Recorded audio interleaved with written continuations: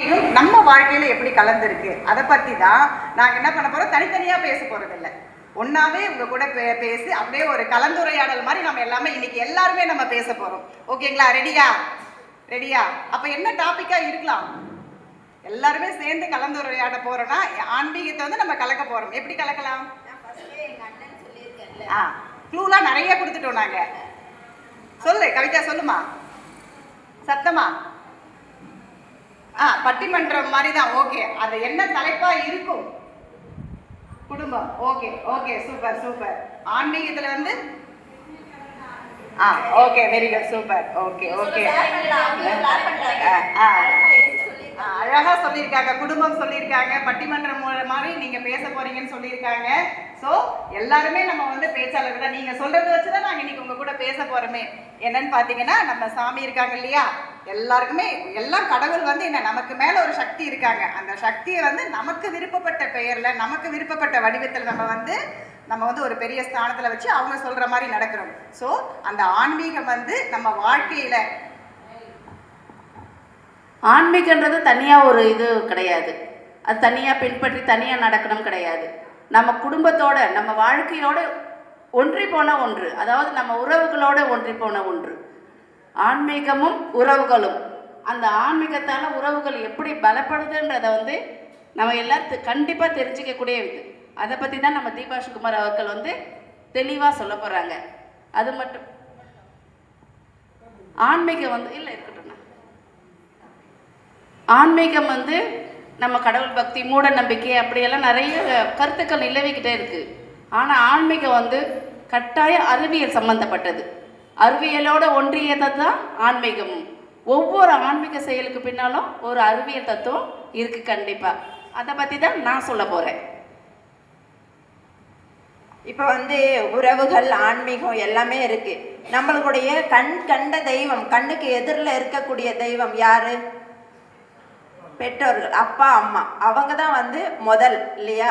அப்போ அந்த அப்பா அம்மா என்ன சொல்லி தராங்களோ பிள்ளைங்களுக்கு, அதைப்படி தான் வந்து நம்ம வந்து செயல்படுறோம் இல்லையா? பெத்த தாய் என்ன சொல்லி கொடுக்குறாலோ அதுதான் வந்து காலகாலத்துக்கு பிள்ளைங்களுக்கு அது தலையில் ஏறும், மூளையில் ஏறும். அப்படி நம்ம வந்து பிள்ளைங்களுக்கு இப்போ நம்ம வந்திருக்கோம், பிள்ளைங்களை கூட்டிகிட்டு தானே வந்திருக்கோம். எது கூட்டிகிட்டு வந்திருக்கோம்? அவங்களும் வந்து ஆன்மீகத்தை பற்றி தெரிஞ்சுக்கணும். இதை வந்து யார் சொல்லி கொடுக்குறாங்க? அம்மா அப்பா தான் வந்து சொல்லி கொடுக்குறாங்க. அப்போ முதல் தெய்வமாக வந்து அம்மா அப்பாவை வணங்கிட்டு அதுக்கப்புறம் பிள்ளைங்கள் வந்து நம்ம சொல்லி கொடுக்கணும். இந்த மாதிரிம்மா கடவுள்னா, ஆன்மீகம்னா என்ன அப்படின்னு சொல்லிட்டு இந்த மாதிரி ஒரு 4 இடத்துக்கு கூப்பிட்டு போகும்போது அவங்களுக்கு வந்து அந்த ஒரு அறிவு வருது. அதிலேருந்து அந்த பிள்ளைங்களும் கற்றுக்குறாங்க. ஓ, ஆன்மீகம்னா இப்படி தான். அதாவது அறிவு சார்ந்த ஆன்மீகமாக இருக்கணும். மூட நம்பிக்கையாக இருக்கக்கூடிய அந்த ஆன்மீகம் நம்மளுக்கு தேவையில்லை இல்லையா? இப்போ உச்சி மரத்தில் வந்து பேய் ஆடுது அப்படின்லாம் சொன்னால் அது தேவையில்லை நம்மளுக்கு. கோவிலுக்கு போகிறோம், விழுந்து கும்பிடுறோம், இதெல்லாம் வந்து நம்ம குழந்தைங்களுக்கு சொல்லித்தரோம் இல்லையா?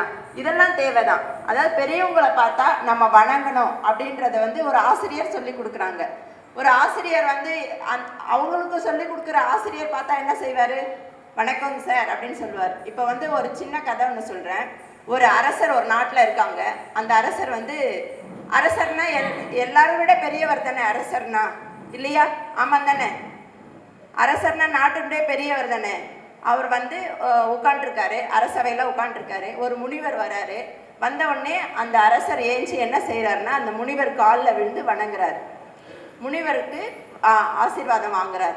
இதை வந்து ஒரு அமைச்சர் பார்க்குறாரு. அரசர் வந்து பெரிய ஆள், அவர் வந்து எதுக்கு முனிவர் காலில் விழுந்து வணங்கணும் அப்படின்னு சொல்லிட்டு இவருக்கு வந்து மனசு உறுத்திக்கிட்டே இருக்கு அமைச்சருக்கு. எப்படி இருந்தாலும் அரசர்கிட்ட கேட்கணும் அப்படின்னு சொல்லிட்டு சரின்னு போயிட்டு முனிவர் போனதுக்கப்புறம் அரசர்கிட்ட போய் கேட்குறாங்க. என்ன அரசர் மன்னா, இந்த மாதிரி அவர் காலில் போயிட்டு நீங்கள் விழலாமா? ஒரு ஆண்டி தானே அவர் காலில் போய் நீங்கள் விழலாமா அப்படின்னு கேட்குறாரு.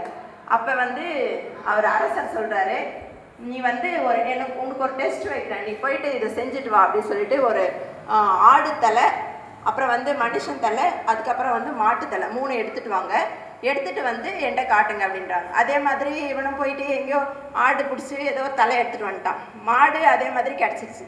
ஆனால் மனுஷன் தலை கிடைக்கல. அப்படியே சுடுகாட்டில் போயிட்டு ஒரு மண்டை மட்டும் கபாலத்தை மட்டும் எடுத்துகிட்டு வந்துட்டான். 3 பொருள் வந்துடுச்சு. வந்துட்டு அரசர்கிட்ட காட்டுறாங்க. காட்டினோடனே என்ன சொல்கிறாங்க? சரி, மன்னர் என்ன சொல்கிறாரு? அமைச்சரை இதை எடுத்து போய் விற்றுட்டு வாங்க.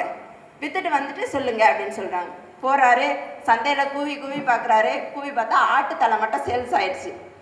எல்லோரும் மட்டன் சாப்பிடுவாங்க இல்லையா, அதனால சேல்ஸ் ஆயிடுச்சு. மட்டன் அதாவது மாடு வந்து கேட்குறாரு, யாரும் வாங்கல அவ்வளோ சீக்கிரம். அப்படியே யாரோ ஒருத்தர் வாங்கிட்டாங்க. ஆனால் இந்த மனுஷத்தலை அந்த கபாலா இருக்குது பாரு, யாருமே வாங்கல. அதை பார்த்து பயந்து எல்லாரும் ஓடுறாங்க. அப்புறம் உடனே வந்து அமைச்சர் வந்து மன்னர்கிட்ட சொல்கிறாங்க, மன்னர் வந்து மன்னா இந்த கபாலை யாருமே வாங்க மாட்டேன்றாங்க, என்ன பண்ணுறது? அப்போ இந்த கபாலை வந்து ஒரு விலையும் இல்லை. மனுஷனோட உடம்புல அந்த தலை இருக்கும்போது மட்டும்தான் அதுக்கோட மதிப்பு இருக்குது.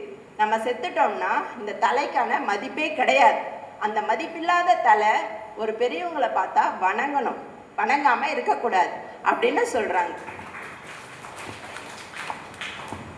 நம்ம வந்து அவங்க சொன்னபடி நம்ம பிள்ளைங்களுக்கெல்லாம் என்ன சொல்லி வளர்க்குறோம்? ஒரு பெரியவங்களை பார்த்தா காலில் விழுந்து வணங்கணும்னு சொல்கிறோம். ஏன் அதை சொல்கிறோம்? யாருக்காவது தெரியுங்களா? பணிவு வேண்டும். அதாவது நம்ம வந்து காலையிலேருந்து படுக்க போகிறதில்ல, நின்றுக்கிட்டே இருப்போம். நின்றுக்கிட்டே இருக்கும்போது ரத்த ஓட்டம் என்ன ஆகும் தெரியுங்களா? மேலே ஏறாது, எப்பவுமே கீழே இறக்கி தான் இருக்கும். அதுபோல் கீழே விழுந்து வணங்கும்பொழுது நம்ம ரத்த ஓட்டம் சீராகும். இது வந்து அறிவியல். வணங்குறதுன்றது வந்து ஆன்மீகம். அதாவது ஒருத்தருடைய காலில் விழுந்து வணங்கும் போது அவங்க மனசில் எவ்வளோ கெட்ட எண்ணங்கள் இருந்தால் கூட அது ஒரு நிமிஷம் மறைஞ்சு போயிடும். ஐயோ நம்ம காலில் வந்து விழுவுறதே, இந்த குழந்தை நல்லா இருக்கணும், கண்டிப்பாக நினைப்பீங்களா இல்லையா? அந்த மனசு வந்து அவங்களை ஆசீர்வாதம் பண்ணுதுத்தியா, அதுதான் அவங்களுக்கு கோடி புண்ணியம். அந்த ஆசீர்வாதன்றது அவங்களுக்கு அவ்வளோ சிறந்தது. சரிங்களா? அறிவியலுக்கு அறிவியலும் ஆயிடுச்சு, ஆன்மீகத்துக்கு ஆன்மீகமும் ஆயிடுச்சுல்ல. ஒவ்வொரு செயலுமே அப்படி தான். யாருக்கிட்டையாவது போயிட்டு நீங்கள் போயிட்டு அதெல்லாம் முன்னோர்கள் முதவே யோசிச்சிருக்காங்க. போயிட்டு வடக்க தலை வச்சு படுக்காதீங்க, நான் அங்கே வந்து காந்த சக்தி வந்து அதிகமாக இருக்கும், உங்கள் மூளையை பாதிக்கும் அப்படின்னு சொன்னீங்கன்னா எந்த பையனாவது இப்போ இந்த காலத்து பசங்க கேட்பாங்களா? சொல்லுங்கள், யாருமே கேட்க மாட்டாங்க. ஏன்னா எல்லாருக்கும் எனக்கு தெரியும், உங்களுக்கு என்ன தெரியும், எனக்கு எல்லாமே தெரியும்னு நினைப்பாங்க. ஆனால் அவங்ககிட்ட போய் வடக்கில் தலை வச்சு படுக்காத, இந்த பிள்ளையாருக்கு யானை தலை வந்தது பார்த்தீங்களா, அந்த யானை வடக்கில் தான் தலை வச்சு படுத்துதான், அதனால தான் தலையை வெட்டிட்டு போயிட்டாங்க. நீ தலையை வச்சு படுத்துனா உன் தலையை அது போல் வெட்டிட்டு போயிடுவாங்க அப்படின்னு தானே சொல்லி பயமுறுத்திருக்கீங்க. யாராவது படுப்பானுங்களா? இப்போ வடக்க தலை வச்சு படுக்க மாட்டாங்க. ஒவ்வொரு ஆன்மீகத்துக்குள்ளேயும் ஒரு அறிவியல் கண்டிப்பாக ஒழிச்சிட்டு இருக்கு. அதனால தான் உறவுகள் பலப்படுது. உறவுகள் எப்படி பலப்படுதுன்றதை நம்ம தீபா சொல்லுவாங்க. சிறப்பு. இப்போ வந்து நம்ம ஆன்மீகம் வந்து நமக்கு என்னென்ன சொல்லி கொடுத்துருக்கு, உறவு என்ன சொல்லி கொடுக்குது அப்படின்னு பார்த்தீங்கன்னா, இப்போ எல்லா சாமியுமே தனியாக இருக்காங்களா, குடும்பத்தோடு இருக்காங்களா? நிறைய சாமிகள் பாருங்க எப்படி இருப்பாங்க, குடும்பத்தோடு இருக்காங்க. ஸோ அவங்க என்ன சொல்றாங்க, ஆன்மீகன்றது வந்து நம்ம சன்னியாசம் வாங்கிட்டு போறது ஆன்மீகம் கிடையாது. சன்னியாசம் வாங்கிட்டு போறது என்னது? ஆன்மீகம் கிடையாது. அவர் எல்லா குடும்பத்தோட சிவன் இருப்பார்ல, அந்த சாமி பேர் சொல்லுங்க பார்க்கலாம். இந்த சிவன் வந்து குடும்பத்தோட, சிவன், பார்வதி, பிள்ளையார், முருகர். அவங்க குழந்தைங்க பேர் என்ன? சிவன், பார்வதி. சாமி இருக்காங்கல்ல, அவங்க பசங்க பேர் என்ன? பிள்ளையார், முருகர். Super super. அவங்க எல்லாருமே சேர்ந்து இருப்பாங்க குடும்பமா. அவங்க பேரு சோமாஸ்கந்தர். என்ன பேரு? கடைசியில் அண்ணன் பிரைஸ் கொடுப்பாரு, கேட்டுக்கோ நல்லா, ஓகேவா? இன்னைக்கு இல்லை, 2 days கழிச்சு கேட்கும் போது இந்த பேர் என்ன சொல்லணும்? குடும்பமா இருக்கிறவங்க பேர் என்ன? சோமாஸ்கந்தர். ஓகேவா? ஸோ ஃபர்ஸ்ட் இப்போ எல்லாம் என்ன தெரிஞ்சுக்கிட்டீங்க? இப்போ இவங்க 2 ஆண்டியும் பேசினாங்களா, என்ன தெரிஞ்சுக்கிட்டீங்க? என்ன பண்ணணும், என்ன பண்ணக்கூடாதுன்னு என்ன சொன்னாங்க? Very good, super super. கிட்ட முடிய பார்க்கலாம். வடக்குல கூடாது. எதனால அது? அங்க நிறைய இருக்கு. அது வந்து என்ன பண்ணுவோம், நம்ம பாதிச்சிடும். அப்ப நம்ம என்ன பண்ண முடியாது. சூப்பர். அழகா பதில் சொன்ன பாப்பாவுக்கு சிறப்பா பரிசு வழங்கிய மஞ்சுளா கோவிந்தராஜ் அவர்களுக்கு நன்றி. அதுதான் என்னன்னு பாத்தீங்கன்னா, ஆன்மீகம் வந்து எல்லாத்துக்கூடயுமே இணைந்து இருக்கிற மாதிரி உறவு கூடயும் ஒன்றோடு ஒன்று கலந்துருக்காங்க. ஸோ நம்ம சிவன்ல இருந்தே ஆரம்பிக்கலாம். சிவன் பார்வதியை பார்த்தீங்கன்னா குடும்பத்தோட தான் இருப்பாங்க. அவங்களுக்குள்ள வராத சண்டையா, திருவிளையாடல் படம்லாம் நம்ம பார்த்துருக்கோம்ல. பட் எண்டிங் எப்படி இருக்கும், என்ன சொல்லுவாங்க? அதுக்கு ஒரு மெசேஜ் வச்சிருப்பாங்க, நம்ம ஒன்றா இருந்தாதான் நம்ம பலமா வாழ முடியும். இப்போ எனக்கு என்னோட எக்ஸாம்பிளே ஒன்று சொல்றேன் பாருங்களேன். இப்போ கோவிட் டைம் வந்துச்சு இல்லையா, கோவிட் டைம் வந்துச்சு. அப்போது எங்கள் வீட்டுக்கார் வந்து ஹாஸ்பிட்டலில் இருந்து ரிட்டன் எல்லாம் சரியாயிட்டு வந்தாச்சு. ஃபஸ்ட்டு மொட்டை போட்டது யாராக இருக்கும்னு நினைக்கிறீங்க? நம்ம சாமினாவே என்ன பண்ணுவோம்? எல்லாம் எனக்கு செஞ்சு கொடு வேண்டிக்குமா இல்லையா? அப்போ ஃபஸ்ட்டு மொட்டை போட்டதை சும்மா ஒரு கெஸ் பண்ணுங்களேன். ஒரு குடும்பத்துல வேண்டிக்கிறது யாரு? Okay okay. இப்போ எனக்கு முன்னாடி ஒருத்தவங்க இருக்காங்க, அம்மா. Okay, next. இல்லை, அவரு தான் உடம்பு சரியில்லாய் சரி வந்திருக்காரு. இப்போ என்னோட தம்பி வந்து என்னோட கணவர் வந்து சரியாயிட்டு வந்தாச்சு. இப்போ அவருக்காக யார் ஃபர்ஸ்ட் மொட்டை போட்டிருப்பாங்கன்னு நினைக்கிறீங்க? குழந்தைகள். அப்புறம் இன்னும் நிறைய எதிர்பார்க்கிற உறவுகள். உடன்பிறப்பு. Thank you teacher. உடன்பிறப்பு. என்னோட தம்பி கோயம்புத்தூர்லேருந்து பாவா வந்து வீட்டுக்கு வந்து ரீச் ஆகிறார். நாங்கள் ஆர்த்தி எடுத்துட்டு இருக்கிறோம். திருவண்ணாமலை அண்ணாமலை கோயிலில் எங்கள் தம்பி மொட்டை போட்டுட்டு இருக்கான். ஸோ டென்ஷன் ஆயிட்டாங்க. அதேதான் உறவுகள் வந்து இப்போ ஒரு தாத்தா வந்து ஒரு பேரங்கிட்ட சைக்கிள் கேட்குறாங்க. இது அவங்க பிரேக் எடுக்கிறதுக்காக. இது தாத்தா வந்து பேரன் வந்து கேட்குறான், தாத்தா எனக்கு ஒரு சைக்கிள் வாங்கி தாத்தா அப்படின்னு கேட்பான். உடனே என்ன சொல்லுவாங்க தாத்தா? என்ன சொல்லுவாங்க? சரி வாங்கி தரேன்டா நான் சொல்லுவாங்க. சைக்கிள் ஒசரம் கூட இல்லை, அதுக்குள்ளே சைக்கிள் ஓட்டுறீங்களா அப்படின்னு சொல்லுவோம் இல்லையா? ஃபஸ்ட்டு தட்டி கழிக்கிறதுக்கு. அப்போ ட்ரெயின் இவ்வளோ நீட்டமாக இருக்குது, அவ்வளோ நீட்டு இருந்தால் தான் ட்ரெயின் வாங்கி தருவீங்களா அப்படின்னு கேட்குறாங்க. இது வந்து அவங்கள குஷிப்படுத்துறதுக்காக. தேங்க்யூ தேங்க்யூப்பா. அது மாதிரி தான் நம்ம சொல்லுவாங்க இல்லையா, மாமன் வச்சான் உறவு இருந்தா என்ன கூட பண்ணுவாங்க, மலையும் ஏறுவாங்க. அது மாதிரி தான் ஒவ்வொரு உறவும். அண்ணன் தம்பி, தம்பி உடையான் வடைக்கு அஞ்சான். ஓகேவா? அது மாதிரி நம்ம முன்னோர்கள் எல்லாமே என்ன சொல்லியிருக்காங்க, நம்ம ஆன்மீக மூலயமா நம்ம வாழ்க்கையில எப்படிலாம் இருந்தா, பிறப்புன்றது நமக்கு தெரிஞ்சு இது ஒண்ணுதான். நெக்ஸ்ட் வந்து நம்ம என்னவா இருப்போம்னு தெரியாது. பட் இந்த பிறப்புல வந்து நம்ம எல்லாருக்கூடயும் எப்படி இருக்கணும்? ஹாப்பியா சந்தோஷமா இருக்கணும். தம்பி, ஃப்ரெண்ட்ஸு, இன்னொரு உறவு வந்து நம்ம உடன்பிறப்பு உறவு, எல்லா சொந்தங்களோட இன்னொரு உறவு எது நமக்கு பெஸ்டா கை கொடுக்கும்? இன்னொரு உறவு என்ன? அவரு கிளாப் பண்ணலாம். ஏன்னா நட்பு தான் எங்களை சேர்த்து இருக்கு. அதனால தான் நாங்கள் இங்கே பேசிட்டு இருக்கோம். அதே மாதிரி இப்போ வந்து நிறைய பேர் சிரிக்க மறந்துட்டாங்க. குழந்தைகள் எல்லாம் எவ்வளோ சிரிச்சிருப்போம், நம்ம சிரிச்சிருப்போமா இல்லையா? ஞாபகம் இல்லை. ஆனால் வடிவேல் ஜோக்கு போட்டால் கூட உம்னு பார்க்கறதுக்கு இருக்கும். நிறைய பேர் இருக்காங்க. ஆனால் வாய் விட்டு சீட்டை விட்டு ஏஞ்சி சிரிக்கிறவங்களும் இருக்கிறாங்க. அதாவது ஒரு நாளைக்கு நம்ம விரல் விட்டு எண்ணலாம், ஒரு முறை 2 முறை அப்படி சிரிப்போம் இல்லையா? ஆனால் நண்பர்கள் கூட சேர்ந்தோம்னா நம்ம எவ்வளோ சிரிப்போம், கணக்கே இல்லை. என்ன பேசுகிறோம் தெரியவே தெரியாது. அப்படி ஒரு உறவு, என்ன புனிதமான உறவு, நட்பு தான் இல்லையா? கண்டிப்பா நட்பு வந்து ரொம்ப சிறந்த உறவு. ஆனா வந்து நட்பை தேர்ந்தெடுக்கிறதுல ரொம்ப ரொம்ப கவனமா இருக்கணும்.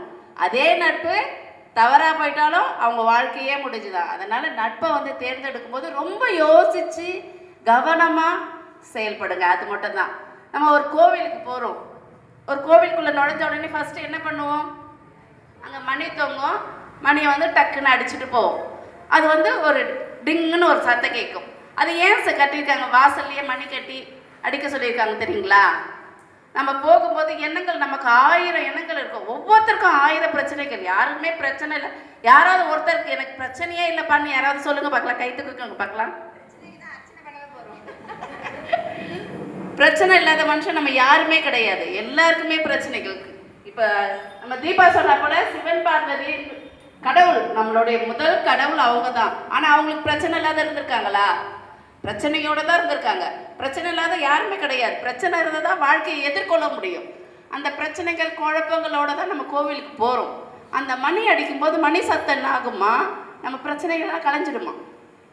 பிரச்சனைகள்லாம் கலைஞ்சி நம்ம மனசு வந்து ஒரு எதுவுமே இல்லாத ஒரு அலையே இல்லாத கடல் போல் அப்படியே இருக்குமா? அப்போ போய் நம்ம சாமி கும்பிடும்போது அதோடைய அருள் வந்து நமக்கு பூரணமாக கிடைக்கும். நம்ம எண்ணங்கள் நல்ல தெளிவாக நல்ல எண்ணங்கள் இருக்கும்போது நமக்கு கிடைக்கக்கூடிய ஆசீர்வாதம் எப்படி இருக்கும்? சிறப்பாக இருக்கும். அதுக்காக தான் அந்த மணியே வச்சுருக்காங்க. நம்ம நெத்தியில் பொட்டு வைக்கிறோம்ல, எல்லாருமே வச்சுருக்கீங்கல்ல. ஏன் வைக்கிறோம் பொட்டு? யாருக்காவது தெரியுமா? 2 புருவத்துக்கு நடுவில் பொட்டு வைக்கிறோம். இந்த இடம் என்னன்னு சொல்லுவாங்கன்ட்டு நம்ம யோகா மிஸ் வந்து எல்லாருக்குமே சொல்லி கொடுத்தேன். ஆகினை, அந்த ஆக்னா சக்கரம் இருக்குது பார்த்தீங்களா? அதுதான் வந்து நம்ம உடலோட எல்லாத்தையும் கட்டுப்படுத்தக்கூடிய சக்கரம். அது ஈஸியாக யாருக்குமே இதுவாகக்கூடாதுன்றதான் அந்த பொட்டு வச்சு நம்ம அதில் வந்து ஒரு அழுத்தம் கொடுக்குறோம். அது வந்து உடலில் இருக்க எல்லா நரம்பையும் ஆக்டிவேட் ஆக்குறது. அதுக்கும் ஒரு காரணம், அறிவியல் காரணத்தோடு தான் அந்த பொட்டு வைக்கிறோம், சந்தனம் வைக்கிறோம். ஆண்கள் வந்து சந்தனம் வைப்பாங்க, குங்குமம் வைப்பாங்க. முஸ்லீம்லாம் பொட்டு வைக்கிறது இல்லையே அப்படின்னு கேட்கலாம். அவங்க என்ன பண்ணுவாங்க தெரியுமா, இந்த 2 புருவத்தையும் ஒன்றா வளர வச்சுடுவாங்க. நிறைய முஸ்லீம்ங்க பாருங்க புருவம் ஒன்றா இருக்கும். அந்த ஆக்னா சக்கரத்துக்காக அந்த ஒரு ஏற்படும்.